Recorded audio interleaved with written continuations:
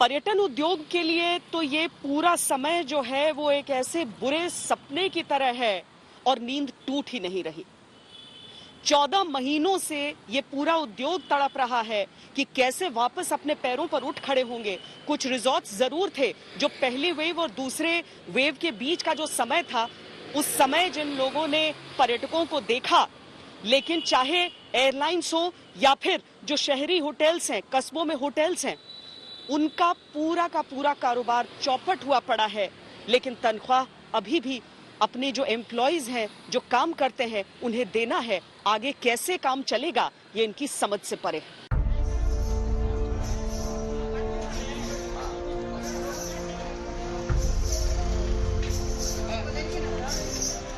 Social media पर viral ये तस्वीर दूसरी लहर में संक्रमण के खौफ, कारोबार के नुकसान और सरकारी गाइडलाइंस के पालन की कहानी बयां करती है।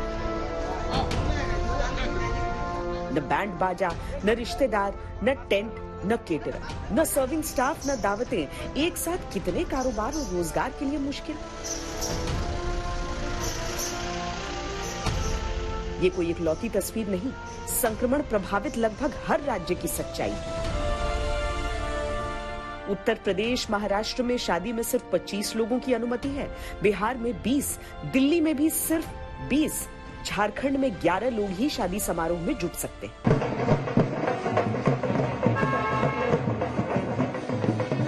समारोहों और उत्सवों के लिए दिल्ली का अंदाज किससे छिपा है? हमने दिल्ली के एक बड़े टेंट और केटरर कारोबारी के घर की तरफ रुख किया, ये जानने के लिए कि जब लॉकडाउन की वजह से हर तरफ माहौल मंदा है, तब कैसा उनका धंधा है। बहुत परेशानी से ये दूसरी वेव गुजर रही है, क्योंकि बिल्कुल काम बंद हो गए हैं, बिल्कुल भी काम नहीं है कहीं से दूर तक। और जो काम हमारे बुकिंग हुए थे वो भी हमारे सब कैंसिलेशन हो गए। जो 30-35 लाख रुपए इस वक्त हमारी कमाई होनी थी, उस वक्त गवर्नमेंट ने ये पाबंदी लगा दी। उसकी वजह से कुछ परेशानियां हमारे साथ बढ़ती चली जा रही हैं। हिसाब किताब की डायरी के पन्ने कोरे छूट रहे हैं, ऑर्डर का इंतजार रहता है, लेकिन जब शादी ब्याह की रौनकों पर संक्रमण और गाइडलाइंस की मजबूरी हो तो इंतजार बस इंतजार रह जाता है। 20 साल से इनका कारोबार दिल्ली में अच्छा चल रहा था, जैसे तैसे खींच खांच कर पिछले साल की मुश्किलों से भी निकल आए थे। अब हालात ये हैं कि स्टाफ की संख्या में भी कटौती है और उनकी तनख्वाह में भी। कभी 200 लोग लगते थे, अब 2 हैं, उनका भी इंतजाम कम पड़ रहा है। और जो 2 स्टाफ है उसको भी घर के नीचे ही हमने अपने वहाँ से जो उनके रेंट पे थे उनको अपने पास ही रखा हुआ है। अपने खर्चे में से ही उनको खर्चा दिया जा रहा है। और आगे भी अभी कुछ नजर नहीं आ रहा कि गवर्नमेंट की कोई गाइडलाइन नहीं है इस बारे में। जिंदा रहेंगे तो अगले साल देखेंगे आगे क्या करेंगे, ये सवाल सबको कचोट रहा है। कृष्ण मोहन का परिवार 50 साल से होटल और ट्रैवल इंडस्ट्री से जुड़ा है। पिछला साल जैसे तैसे निकल गया, इस साल अब हिम्मत टूट रही है। आमदनी है नहीं, खर्च में कोई कमी नहीं। आज की तारीख में सबसे बड़ी समस्या पूछूं आपसे लॉकडाउन की आपको, तो क्या है?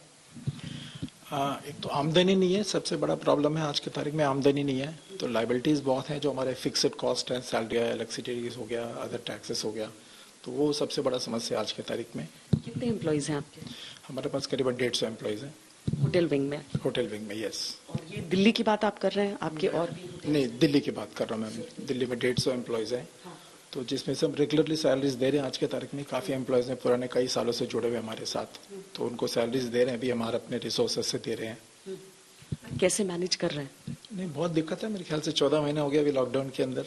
तो लास्ट लॉकडाउन के बाद भी जब खुला था तो अनफॉर्चुनेटली ये जो हॉस्टल और हॉस्पिटैलिटी इंडस्ट्री बहुत ज़्यादा पिकअप नहीं किया, खास करके सिटी होटल्स ने सिर्फ 20 से 30% का ऑक्यूपेंसी किया। तो लिटरली अगर हमारे लिए देखा जाता तो कैश फ्लोज हमारे पास पिछले 14 महीने से नहीं है हमारे पास। तो जो हमको जो गवर्नमेंट ने थोड़े बहुत जो ECGL लोन्स दिए थे लास्ट टाइम, जो हमारे एक्रूवल्स है, जो हमारे ODs हैं, उसमें से हम काम चला रहे हैं फिलहाल तो बट अभी काफी दिक्कत हो रहा है बिकॉज अभी कैश फ्लोज एकदम जीरो हो गया हमारे पास भी। पर्यटन से भारत की GDP में 7% हिस्सा आता है। पिछले साल जब हालात धीरे धीरे सामान्य होने जैसे लग रहे थे, तब ये क्षेत्र थोड़ा उत्साहित था। जम्मू कश्मीर से लेकर उत्तराखंड तक पर्यटकों के लिए तैयारियां थीं।